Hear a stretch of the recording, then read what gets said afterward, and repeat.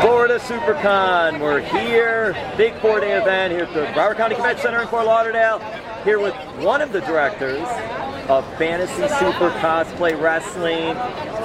It's gone viral. Now it's gone viral, I'll tell you that. It's with trained pro wrestlers in cosplay. Great idea.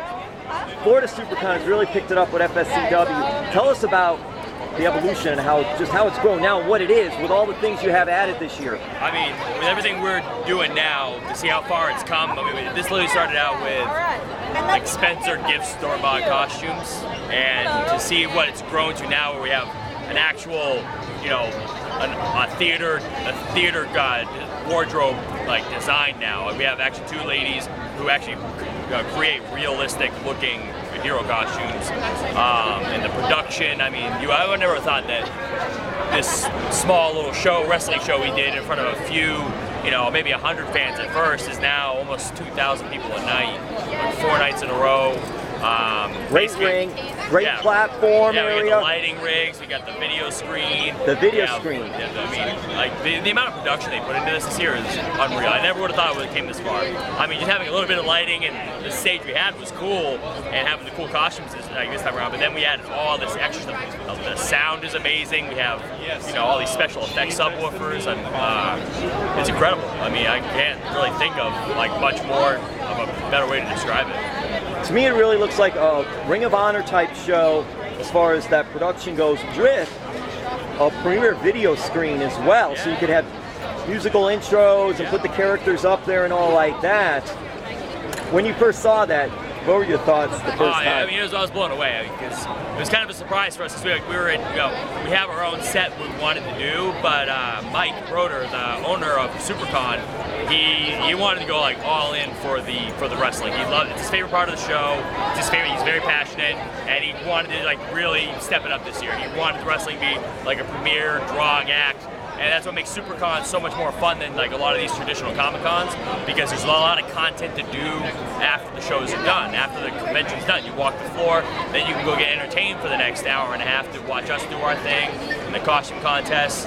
And it also helps that we have like a killer roster. We have literally all walks of life: WWE, Ring of Honor, Impact Wrestling. We have a lot of the Mae Young competitors. I mean, like Mae Young Classic. A lot of independent stars. I mean, from everywhere. We have MLW, Lucha Underground, some of the other ones. I mean, like I would easily put up our roster against any one of those as a solid roster that entertains just as many people like every night. I mean, we're easily drawing thousands of people every night, and they're going nuts for this stuff. So, and the crowds, especially. I was going to ask about that. Do you see the growth of the crowds? I mean, some indie shows you go to draw small amounts of crowds, maybe 100 people, 200, 300. But your crowds, they have choices to go to other events here, because there are other events going on. I mean, we're competing with like William Shatner, Mike Coulter, Michael Rooker, Lou Ferrigno, cosplay contest, and yet we're still drawing standing room only, you know, every night. So it's just going to show you people. We really put a lot of effort into this, and the people, the fans, and all the guests definitely see that, and they stay, and they're rowdy. I mean, they get really into this stuff. So at least you know we're doing it right, you know, because you know, that's our feedback. I mean, we know if we're doing it right because how they react, and if we can fill that place every night, you know, we're doing our job. Can it grow anymore? My goal is to beat out the costume contest. That has technically the biggest room in the entire building. I think it can fit a little over 3,500. So my goal is, I'm competitive by nature, so my goal is to beat out that show for a draw. And I think we can. I honestly think at this point, with the core group of girls and guys that we have, easily is going to be done. I mean, I would say within the next few conventions we have, I think we'll be drawing them the same amount. Last night's show was incredible. Thanks. Geoffrey, Toys R Us mascot, makes an appearance in the JJ Rumble. So, what was it like for you? And can you tell us anybody who came up with that idea? Was it a collective idea? Or no, it was me and Broder. We were sitting there at the office drinking, and we were just brainstorming stuff. Like, we were just talking back and forth, like, oh, this would be funny to do this and that. And then I'm like, oh man, like we happen to see a Geoffrey meme. You know, it'd be awesome if we could have him. And Broder was like you see that spark of like, think we can do that. He went online, he literally spent the day bidding wars on eBay to find the right costume. So as soon as he got it, I got Dan, our other director, on the show, and we're like, we're gonna do this. And we planned the whole thing out to have the irony of the Amazon package delivered from FedEx, like right on the spot. We wanted Gangrel to do it because we thought he would deliver it the best. We just wanted to create like a really special thing that would be a cool video clip for people to share. And I mean, it's already tracking already 1,000 people have already either retweeted it or shared it. Gangrel was getting calls this morning, saying his tagline from last night from his friends in LA who watched the clip, and now he's like, I'm gonna put that on my shirt now, So it was awesome. I knew it was gonna be good, but it went off so flawlessly, and the timing, and Eddie Torres, the guy who played Geoffrey, he did the spot so well, perfectly. So I was super happy with it. That whole thing was awesome. And we'll show that. And then Jimmy Janetti played the FedEx delivery guy as well, so he had a hand in this as well. Yeah, and that was the last minute thing. We had the FedEx shirt, and all the town. I'm like, wait a minute.